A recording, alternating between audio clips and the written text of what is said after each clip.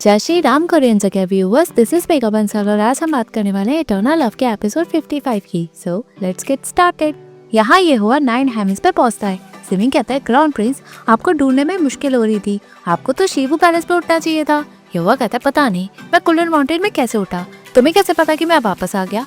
सिमिंग बताता है, मैंने बुक ऑफ डेस्टिनी में देखा, मुझे पता चला कि आप लव सिकनेस की वजह से जल्दी मोटर रेल में मरेंगे। अच्छा हुआ आप वापस लौट आए, ग्रैंड हॉल में तमाशा हो रहा है, आप चलिए। ये वो पूछता है, क्या हुआ। सिमिंग बताता है, चिंगचू की हाई गॉडेस पाइशान शिवो पैलेस में आ गई और सूजिन की आंख निकाल कर चली गई। फेंगजू भी यहाँ जल्दी आई और उनका झगड़ा सूजिन के साथ हो गया। एक कह रही है कि चिंगचू ने उन्हें ब्लेम किया और दूसरी कह रही है कि हाई गॉडेस पाइशान ने सूजिन को फंसाया। सब मैस ही हो गया है। ये वो पूछता है, शियान सूजिन की आंख लेकर चली गई। सिमिंग एग्री करता है। ये वो जैसे ही जाता है, सिमिंग उसे रोककर कहता है, टीचर ने कहा है कि ये सिचुएशन सिर्फ आप ही सॉल्व कर सकते हैं। ये वो कहता है, ठीक है, तुम 3 लोगों को यहाँ लाओ, मेरे अंकल सांगजी, लियांग सोंग और युआन जेन, जिसने अभी मोटर रेल में ट्रायल को कंप्लीट किया, और उस फिगरीन सूसू को भी लाना जिसने मोटर रेल में मेरी मोटर मदर को सर्व किया। सिमिंग एग्री करके जाता है। बाद पे सभी आते हैं। सांगजी पूछता है, तुमने मुझे इतना अर्जेंटली यहाँ क्यों बुलाया। युवा कहता है, आज मैं आपके बेटे युआन जेन का केस खुलवा कर उसे जस्टिस दिलवाऊंगा। सांगजी मना करके कहता है, अभी हेवनली ट्रायल से लौटा है, मोटर रेल में हाई गॉडेस पाइशा ने उसे सेफ रखा, और रही बात केस की, हम उसे खुलवाना नहीं चाहते। नॉर्थ सी का वाटर किंग बनने के बाद मैं जानता हूँ कि फादर ने युआन जेन को सिर्फ इसलिए पनिश किया क्योंकि मैं शाओ शिंग को पसंद अब भी करता हूँ। वो बस बहुत गुस्सा थे और मुझे सबक सिखाना चाहते थे। इनफैक्ट उनका बेटा होने के नाते मैंने उन्हें हर्ट सबसे ज्यादा किया। अब कुछ कहने बचा ही नहीं है क्योंकि मेरे बेटे ने मेरी गलती की सजा भुगत दी है। मैं तुम्हारी काइंडनेस के लिए ग्रेटफुल हूँ। तभी ये हुआ पूछता है, अंकल क्या आपने सोचा है कि अगर आज ये केस सही नहीं हुआ तो युआन जेन हो या फिर आपका कोई और बच्चा, वो हमेशा ऐसे ही सफर करते रहेंगे, तब आप क्या करेंगे। लियांग सोंग एग्री करके ये हुआ को सही बताकर कहता है, हमें सब क्लियर करना ही होगा, नहीं तो ये युआन जेन के साथ अनफेयर होगा। सांगजी एग्री करके कहता है, ग्रैंड हॉल में जाने के बाद जो भी तुम मुझे कहोगे मैं वो करूंगा। ये हुआ युआन जेन से सब सच कहने को कहता है। तभी सिमिंग पूछता है, क्या ये वही पर्सन है। ये हुआ सूसू को देखकर एग्री करता है। सभी अंदर जाते हैं। यहाँ सूजिन ड्रामा करते हुए कहती है, चिंगचू की बादशाह ने मुझे धमकाया और कहा कि मैं हेवनली लॉर्ड से पनिशमेंट मांग लूं। तभी दीजुन कहता है, जहाँ रूशी रिवर में शिंकांग बेल ऑफ ईस्ट टेम्परर में बंद है, उसको तुम गार्ड कर दो और कभी भी हेवंस पर ना लौटो, है ना।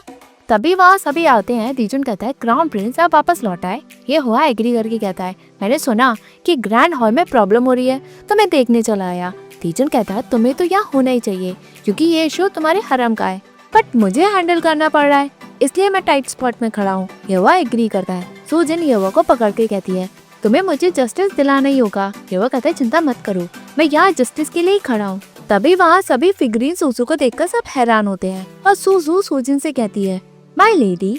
सूजिन पूछती है, कौन हो तुम। सूसू कहती है, मैं हूँ।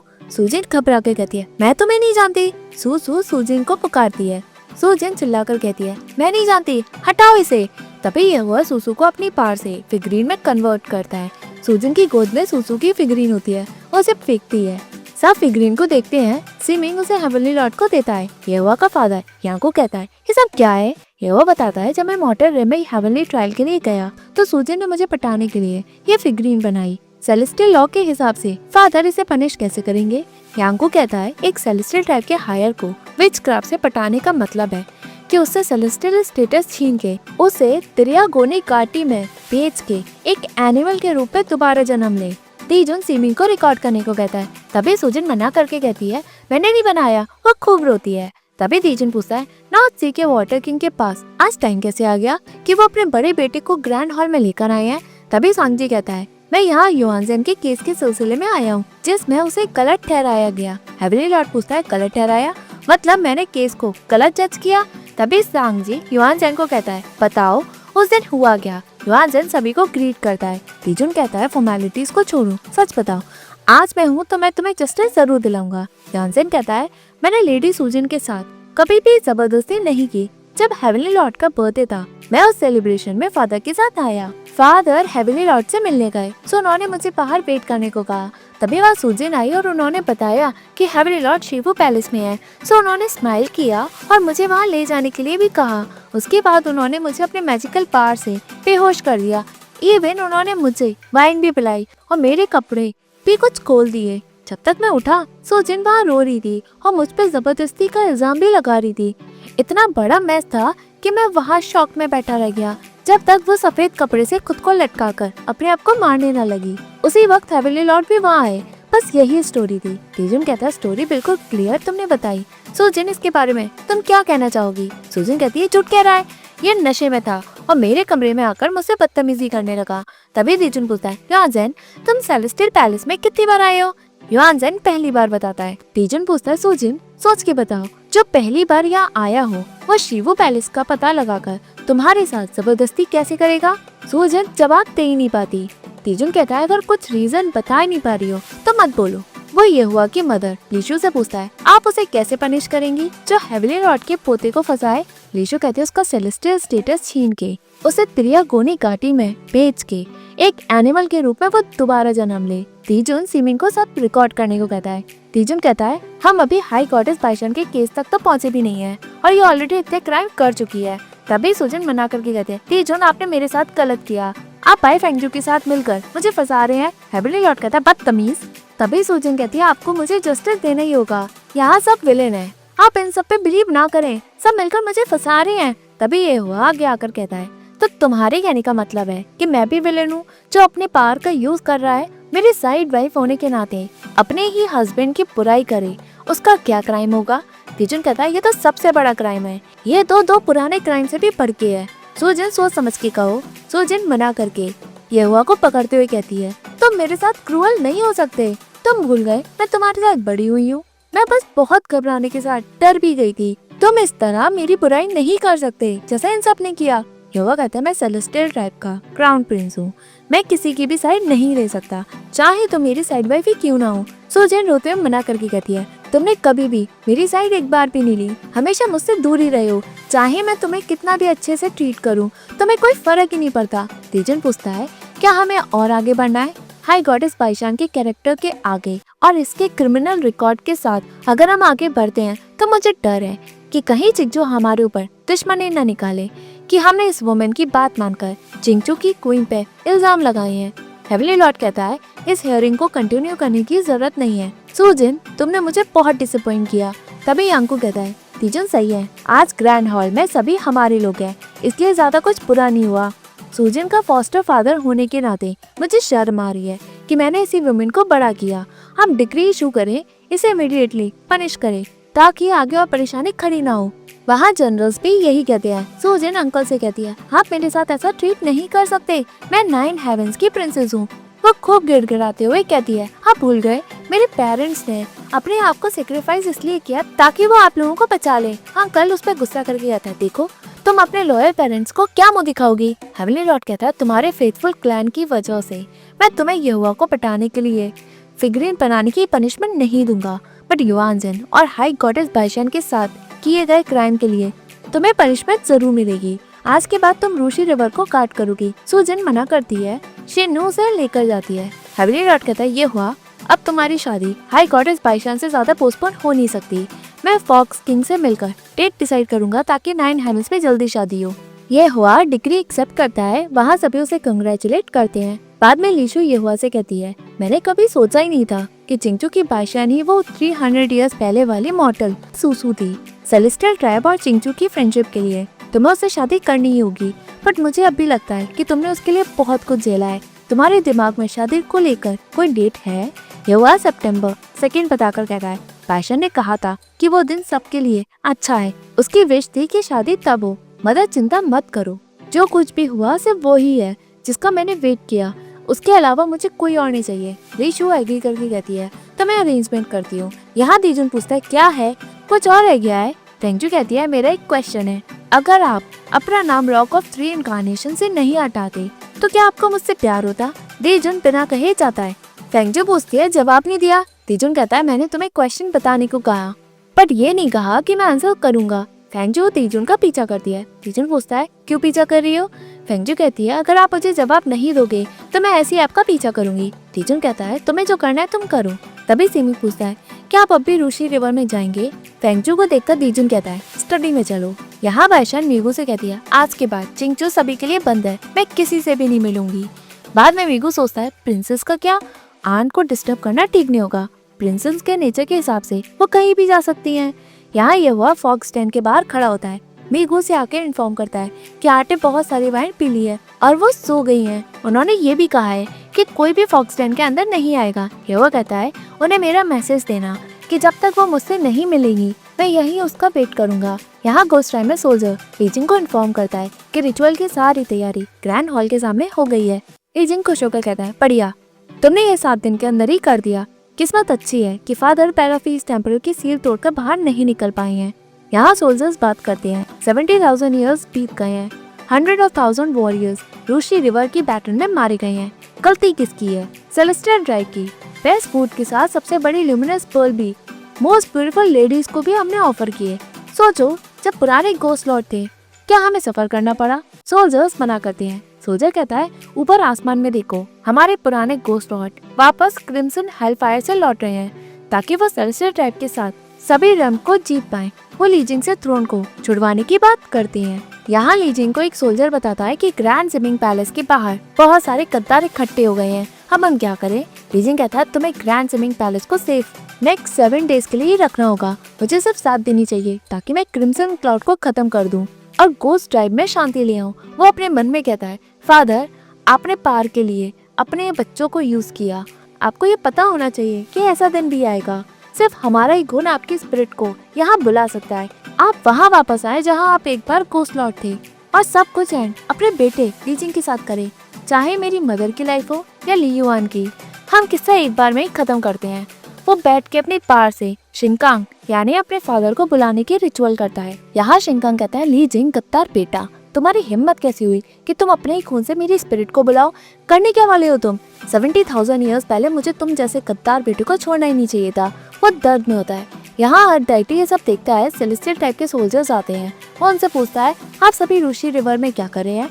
मैं आपकी हेल्प कैसे करूँ? सोल्जर बताते हैं, लेडी सूजन है, इन्होंने हेवनली लॉर्ड के सामने अपना सेलेस्टियल स्टेटस को छोड़ दिया। अब ये यहाँ बेल ऑफ ईस्ट टेम्पल को गार्ड भी करेंगी और यहाँ ट्रेनिंग भी देंगी। पुराने टाइम के लिए हेवनली लॉर्ड ने इनकी काइंडनेस को अप्रिशिएट करके इन्हें यहाँ पहुँचाया है। और डाइटी ग्रीट करके कहता है, लेडी सूजन इतनी काइंड है कि इवन हेवनली लॉर्ड भी उन्हें अप्रिशिएट करते हैं। सूजन को वहाँ सब छोड़ जाते हैं। पीछे सोल्जर त्यांशु को बताते हैं कि यही वो सूजन है, कुछ गलत काम करने की वजह से इन्हें पनिशमेंट मिली और उनकी आंखें भी खराब हो गई। हेवनली लॉर्ड ने नॉर्थ सी की लेजेंडरी फिश की आंखें यूज करने को कहा ताकि वो इधर उधर घूम सके। त्यांशु पूछता है, क्राउन प्रिंस लौट आए हैं क्या? सोल्जर बताता है, वो लौट आए हैं बट अभी वो चिंगचू में है। त्यांशु कहता है, क्राउन प्रिंस अभी लौटे हैं तो उन्हें चिंगचू जाना ही था ताकि वो हाई गॉडेस बाइशान के साथ अपनी मैरिज डिस्कस कर ले। सभी वहाँ से जाते हैं। सूजन वहाँ अकेली होती है। यहाँ ये हुआ बाहर खड़ा रहता है। उसे बाइशान की बातें फ्लैशबैक में याद आती हैं और उसमें वो कहती है, ये हुआ, आई लव यू, मुझे तुम्हारे साथ हमेशा रहना है। पहले मुझे पता ही नहीं था कि मैं तुम्हारे लिए क्या फील करती हूँ। पुरानी बातें दिल पे मत लेना, अब हम एक दूसरे से प्यार करते हैं। एंगेजमेंट कैंसिल करने की कोई जरूरत नहीं है। वो सोच के रोता है।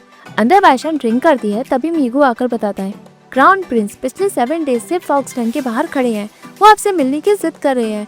मैं आपका ऑर्डर फॉलो कर रहा हूँ, इसलिए किसी को भी अंदर आने नहीं दे रहा हूँ, भले ही वो क्राउन प्रिंस ही क्यों ना हो।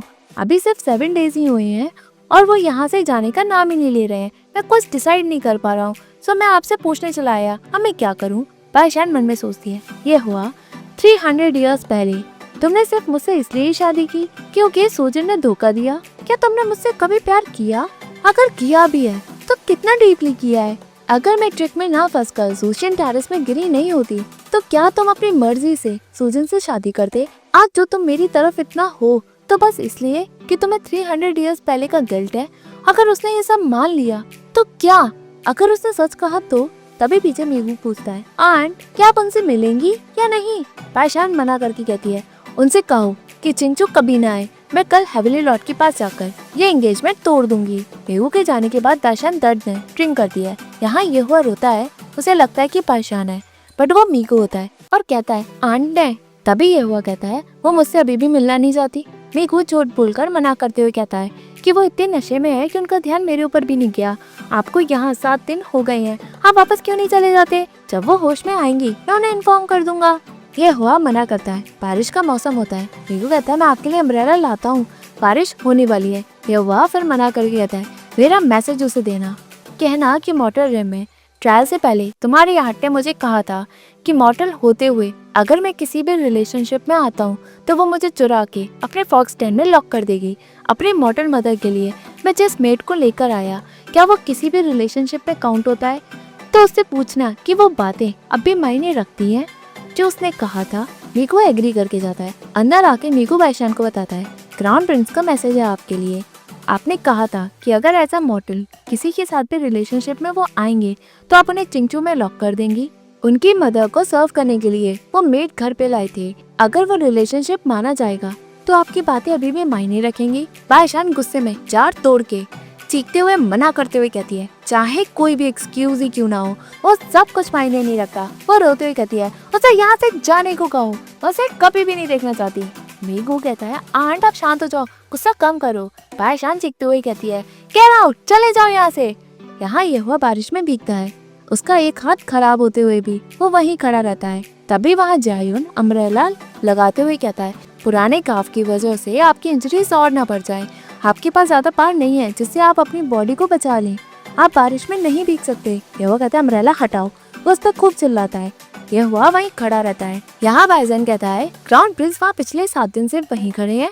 जायुन एग्री करके कहता है आप आंट से बात करिए। आप दोनों को अच्छे से पता है कि क्राउन प्रिंस मरने ही वाले थे जब उन्होंने हाई कोर्ट मोयुआन के लिए एलेक्सियर बनाया।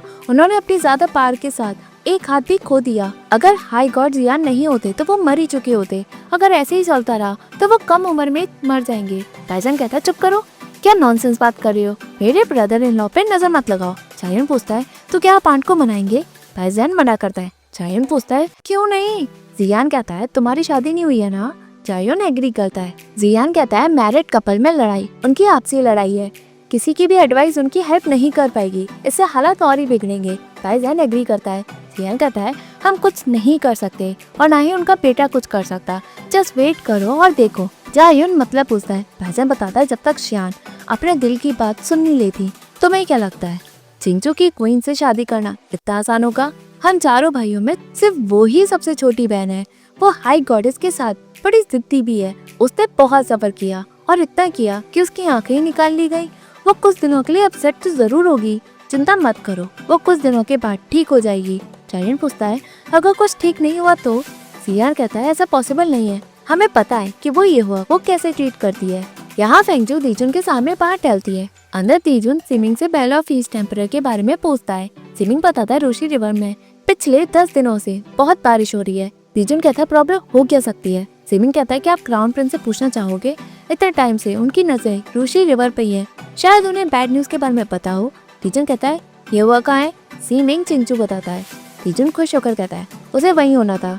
दूरी कभी कभी दिलों की नजदीकी बढ़ाता है। रहने दो, मैं जब तक खुद देख ही नहीं लेता तब तक तसल्ली नहीं करूंगा। वो बाहर निकलता है। फेंगजू उसका पीछा करके उसे टकराती है। चलते हुए दीजुन सिमिंग से कहता है चाहे कुछ भी हो तुम प्रिंसेस को सेफ रखना। यहाँ लीजिंग अपनी पावर का यूज करता है और सामने शिंकांग की स्पिरिट आती है। लीजिंग मन में कहता है फादर कोशिश करना बंद करूँ।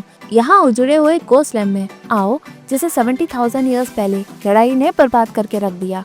शिंकांग यहाँ स्ट्रगल करते हुए कहता है गद्दार बेटा, क्या तुम चाहती हो कि मैं तुम्हें खत्म कर दूं? यहाँ बेल ऑफ ईस्ट टेम्परर में बहुत हलचल होती है। सभी वहाँ देखते हैं। तभी वह दीजुन आकर पूछता है कल रात क्या हुआ? त्यांशो बताता है तेज हवा चली और बादल भी आ गए। ऐसा सीन परेशान करने वाला है। दीजुन कहता है मैंने अपनी पावर को खो दिया, इसलिए मैं बेल को इन्वेस्टिगेट नहीं कर पा रहा हूँ। सिचुएशन को देख के लग रहा है कि शिंकांग की स्पिरिट सारी मिल गई है और वो बेल के बाहर निकलने वाला है। सिमिंग कहता है अगर हम बेल के अंदर देखें तो हमें सोल ट्रैकिंग मैजिक का यूज करना होगा।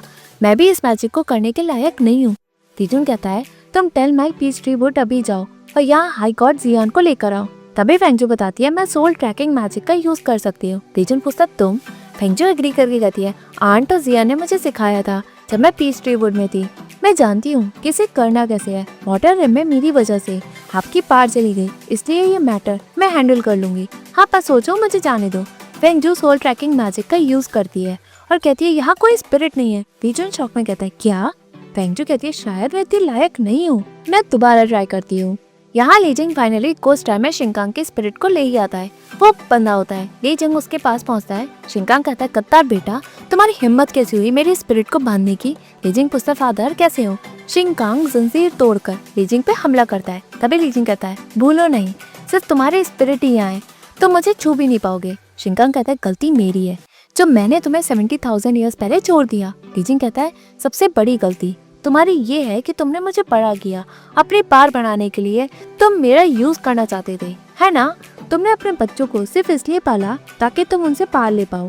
तुम्हारे जैसा क्रूअल फादर और हो कैसे सकता है? वो तलवार उसके ऊपर रख के कहता है 1000 ऑफ सोल्जर्स सिर्फ एक रात के लिए तुमने खत्म कर दिया है, तुम्हें मर नहीं होगा। वो उस पे वार करता है, तुमने अपने बच्चों का यूज पार को सेव करने के लिए किया, कितने क्रूअल हो, तुम्हें मरना ही चाहिए। वो उस पे फिर वार करता है, तुम जानते थे कि क्रिम्सन हेलफायर सभी रिम को खत्म कर सकता है, बट फिर भी तुम नहीं माने, सभी को इस पे धकेल दिया। वो उस पे फिर वार करता है। शिंगा कहता है गद्दार बेटा, तुम भूल गए मैंने तुम्हें बड़ा किया है, भूल गए कि तुम्हारी रगों में किसका खून बहता है? अपने ही फादर को तुम मरना चाहोगे?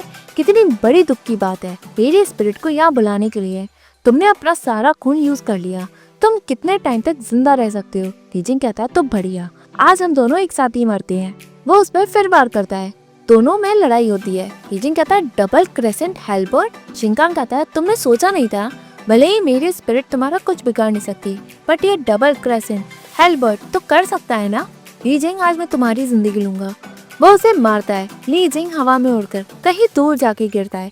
तभी एपिसोड एंड होता है। Hey viewers, if you like this video, please like, share and subscribe this Korean Chakya YouTube channel. And don't forget to follow me on Facebook page Korean Chakya as well as Instagram account Korean.Chakya. Thank you.